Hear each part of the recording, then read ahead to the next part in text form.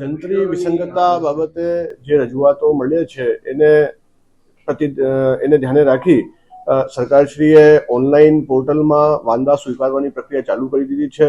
અત્યાર સુધી રાજકોટમાં લગભગ 150 જેટલા વાંદાઓ આવ્યા છે અને એની ઊંડાણપૂર્વક તપાસ કરવામાં આવી રહી છે.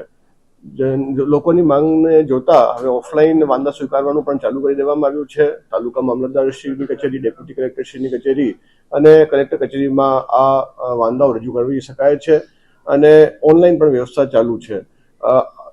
એ દિશામાં કલેક્ટર લેવલની એક કમિટી બનાવવામાં આવેલી છે જે આ બધા જે ફરિયાદો છે એનું અભ્યાસ કરી સરકારમાં પોતાની ભલામણ કરશે. જે આ બાબતે નવા કમિશનર સાહેબની નિમણૂક થઈ ગઈ છે જે ટૂંક સમયમાં ચાર્જ સંભાળશે અને મને ઉમ્મીદ છે કે એ પોઝિટિવલી આગળ આ દિશામાં કાર્યવાહી કરશે.